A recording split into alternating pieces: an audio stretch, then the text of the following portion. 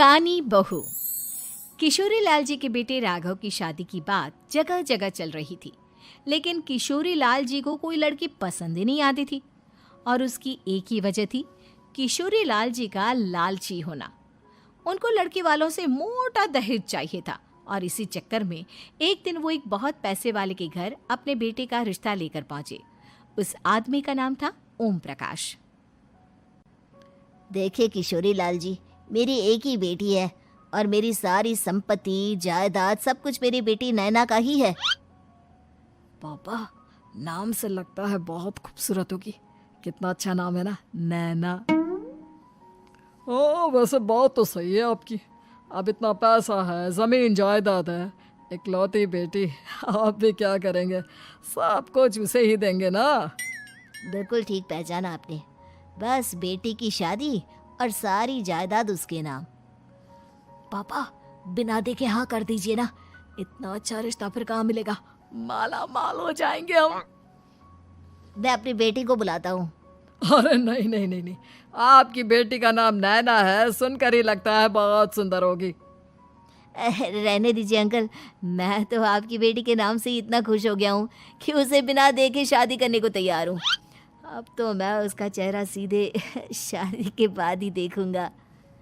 और इस तरह राघव नैना का चेहरा नहीं देखता और उससे शादी कर लेता है। शादी के बाद अपनी सुहाग रात पर जब राघव नैना का घूंघट उठाकर देखता है तो नैना की आंखें बंद थी। कितने खूबसूरत हो तुम नैना, जरा अपनी आंखें खोलकर मेरी तरफ देखो तो सही। नहीं, मुझे शर्म आती है।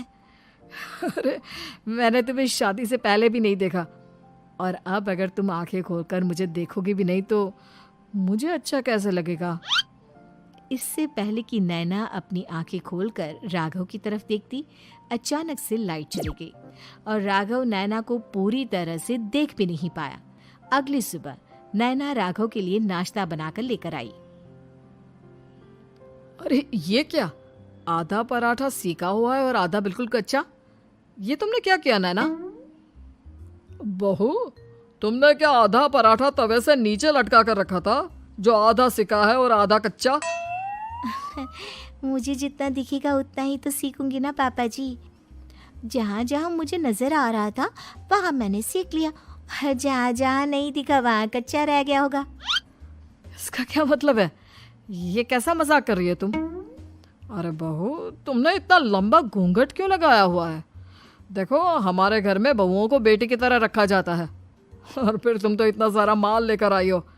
देखो, ये घूंघट डालकर रखने की कोई ज़रूरत नहीं है।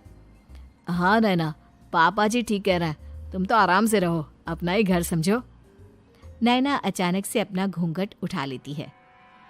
अरे ये क्या पापा, नैना की तो एक आंख फूटी हुई है।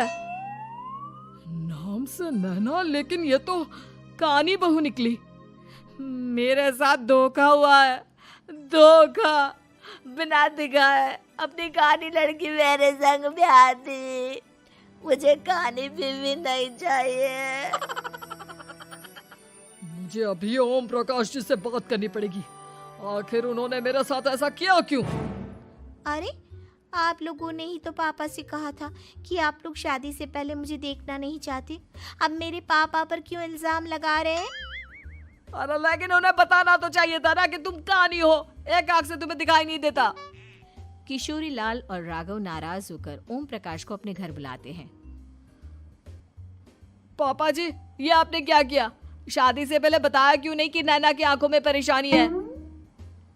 अरे, आप ही ने तो लड़की देखने से मना कर दिया था।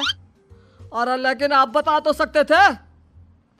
आपको तो हमारी बेटी की प्रॉपर्टी चाहिए थी, वो भी पूरी की पूरी।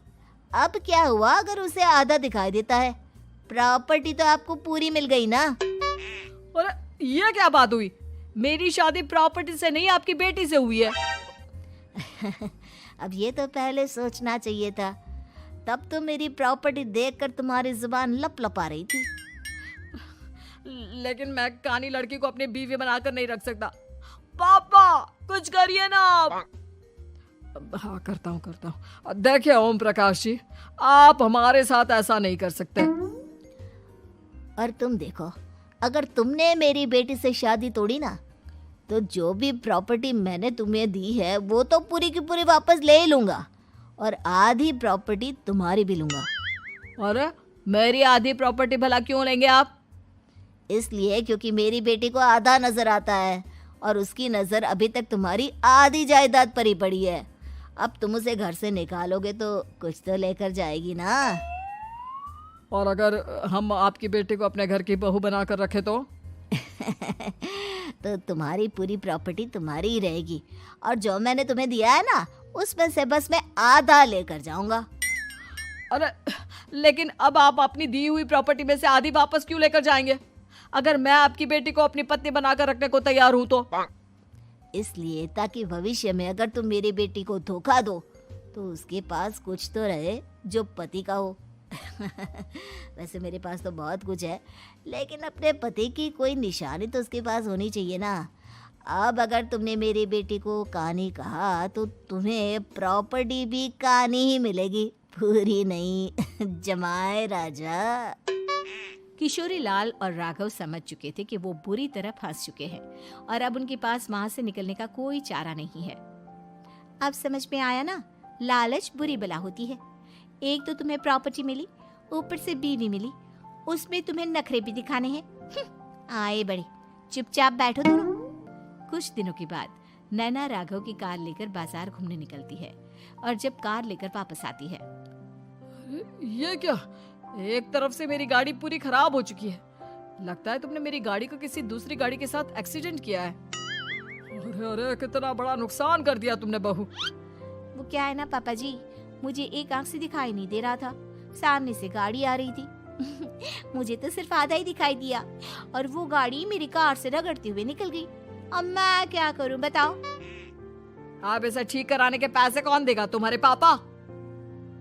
तुमने मुझसे इस तरह से बात की? अभी रुको। नैना राघव की शिकायत ओम प्रकाश को कर देती है। देखो राघव, अब जो मेरी आधी प्रॉपर्टी तुम्हारे पास थी ना, उसमें से आधी और मैं लेकर जाऊंगा, क्योंकि तुमने मेरी बेटी को डांटा। अरे नहीं पापा जी, गलती हो गई, माफ कर दो। गलती की तो कोई गुंजाइश ही नहीं। अगली बार मेरी बेटी को डांटा तो बची हुई आधी में से आधी और ले जाऊंगा। लालच के चक्कर में हम दोनों ने बहुत बड़ी गलती कर दी बेटा।